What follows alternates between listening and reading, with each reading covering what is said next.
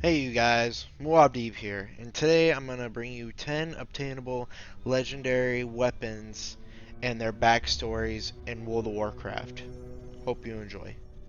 Sulfuris, Hand of Ragnaros. Sulfuris is the mighty weapon of Ragnaros the Fire Lord. The weapon never leaves his grasp. It is composed of flaming red elementium and etched from end to end with intricate runes that seem to move like flowing lava across the weapon's surface. Sulfuris is covered with many vicious pikes of various sizes, each white hot and surrounded by the distortion of simmering heat. When a creature is slain by sulfuris, its body is consumed by intense flame and completely disintegrated, leaving behind only a pile of ash. The heat and pressure of this effect solidifies the ash into a hard, dark crystal.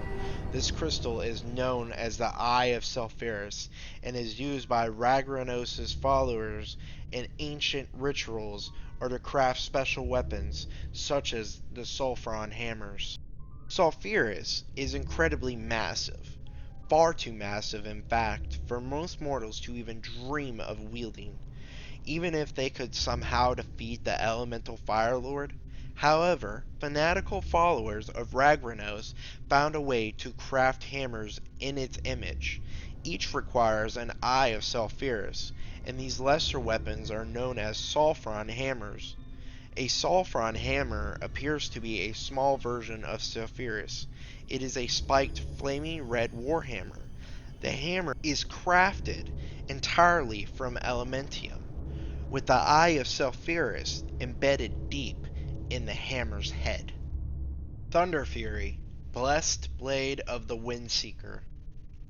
Ragnaros, the Fire Lord, and his lieutenants Gar and Baron Gideon defeated Thunderon, Prince of Air, during the war following the First Age of Creation. Ragnaros was unable to fully destroy Thunderon's essence, so he forced what little remained into a talisman of elemental binding and shattered it. He gave the two halves to his lieutenants. Ages passed, and somehow the talisman halves found their ways into the hands of High Lord Demetrian, a follower of Thunderon. He recombined the talisman, but was unable to release his master. Instead, he did the best he could, and he crafted a blade to serve as a vessel for his master's essence.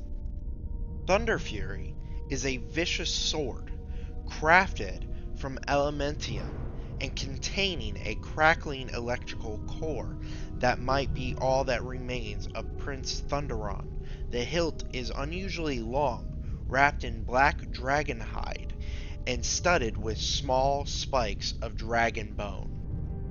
The Twin Blades of Azzinoth. The Blades of Azzinoth are a pair of fell green warglaves wielded by Illidan Stormrage. Azzinoth was a Doomguard commander who Illidan slayed 10,000 years ago. Illidan took Azzinoth's twin warglaves and trained himself to use them. He has become exceedingly effective with the weapons. When Illidan used the twin warglaves, they were usually connected, but they could be disconnected to form separate weapons. Once disconnected, they could be reconnected to form a single weapon once more. During his imprisonment, they were paraded near his cage. The Pit Lord, Magtheridon, proved to be no match for the wielder of the Twin Blades of Azzinoth. Illidan used them in battle against Arthas, Menethil, and his Frostmourne. The ancient soul binds linking Illidan to the Twin Blades allows Illidan to summon them to him. It is unknown if this can be done from anywhere, or if Illidan has to be within a certain distance from his weapons to call them. Thordel, the Star's Fury. Regarding the history behind Thordel, even in the hands of Haldiran Brightwing, it remains an enigma within the lore, with little to no information behind it. How old is the bow is unknown. Its inscription, that the power of the Sunwell courses through it, says nothing as whether it was created before or after the Sunwell's revitalization. If the former, which is considered more likely, then perhaps its power was simply dormant prior to the end of the Burning Crusade. Thoradell's centerpiece is similar of the icon of blood, the blood elven racial crest, the phoenix emblem included. This is curious in that no source has seen high elves prior to the Third War use a phoenix. Their racial crest was apparently a unicorn to represent their culture. It could also be a weapon of some forgotten night elf hero from the War of the Ancients, seeing as some other drops from that encounter date that far back. It is also speculated that the bow is actually a manifestation of the Sunwell's energy. That is a suggestion from its name, its quote, and the ability to generate arrows when the string is drawn. Valinir, Hammer of the Ancient Kings. Created by the Titans themselves, Valinir was given to the first Earthen King, Yrel Stoneheart. With it, he was to create and give life to the rest of his brethren. Valinir was shattered during the First War between the Earthen and the Iron Dwarfs. The weapon's remnants were believed to be lost in the conflict. Shadowmourne.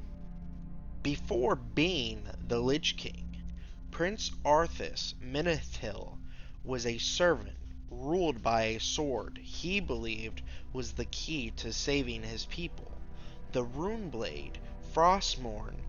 Finding and claiming the blade among the frozen waste of Northrend was an odyssey on itself, and the search cost the prince his mentor, his relation with his subjects, and his humanity. It cost the living of Azeroth far more. With a tight grip on the blade that he traded his life for, Arthas ravaged the kingdom of Lordaeron and broke free from the control of the Burning Legion. By the time the former prince ascended as the leader of the Scourge, Frostmourne was already glutted with the souls of numberless dead who dared to oppose him. Now Arthas has become so inseparable from his weapon that the sword's likeliness has even found its way into the architecture of his fortress, Ice-Crowned Citadel.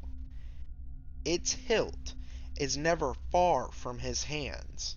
Its ghostly whispers constantly ring in his ears.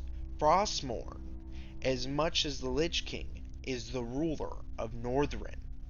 To challenge that rule, mighty heroes will need to follow more closely in Arthas's path than ever before.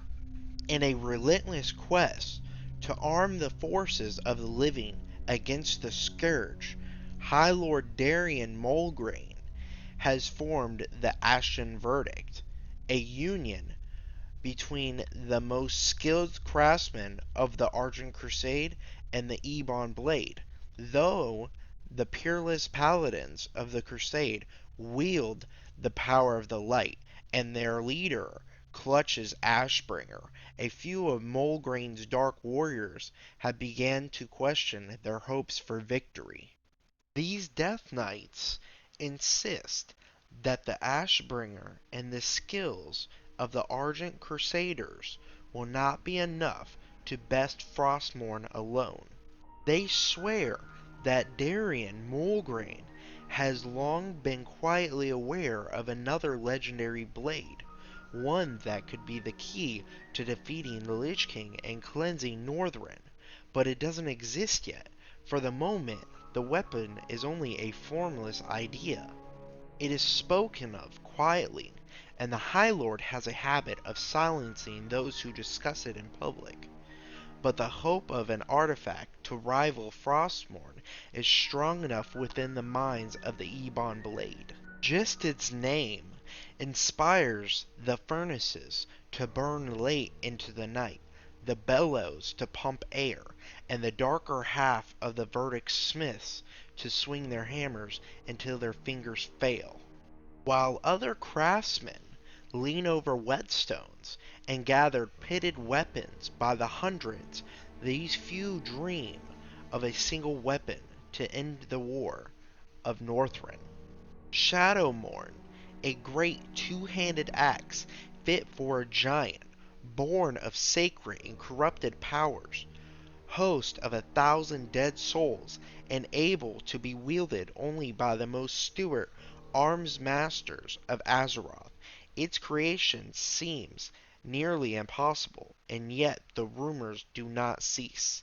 Some smiths claim that Shadowmourne must be nothing more than an ordinary axe, honed to unique perfection, while others would shape it from a weapon of immense import in the world. Darian Mulgrain believes that only the Hammer of Arthas himself will provide a worthy model, but such an absurd ambition is just the beginning of Shadowmourn's creation. To contain the energies that dance across its cold edges, Shadowmourne would be hewn from piles of impure serenite, the hardened blood of the old god Yogg-Saron. To fuel its power to kill, it should be drenched in souls of the most potent servants of the Scourge, as they are slain one by one with the unfinished blade. To help break through the Lich King's armor, it is to be adorned with fragments of the Frozen Throne, originally crafted by Kil'jaeden out of the ice of the twisting Nether. Only with these mighty components, it is said, can Shadowmourne be finished, and yet, even if the axe could be completed, questions and fears remain. Is forging the souls of the deceased into a weapon treated with blood and essence of the twisting Nether truly any different from the crafting of the Scourge's rune blades? Who is to say that the Lich King wouldn't simply annihilate or control the Maker for their impotence in the mimicking of his most treasured possession? If Arthas, one of the most dedicated knights of his age, lost his humanity to the whispers of the Frostmourne, might Shadowmourne bring the same doom and misery to the living as its sister blade? And who will be bold enough to try to wield such a weapon? Dragonwrath, Terragos's Rest. It is rewarded by an epic questline that challenges those daring enough to complete it. The Great Staff duplicates destructive magic and bestows upon its wielder the ability to transform into a member of the Blue Dragonflight. Those who complete the staff won't be the only ones to receive a reward, though, as this task requires the dedication of a player. Upon completion of this staff, all guild members will receive a unique non-combat pet to call their own. The staff is named after Terragosa, the blue dragon that gave her body to protect Caligos and to see the blue dragon's flight new aspect debate come to an end. Her essence resides within the staff. Fangs of the Father.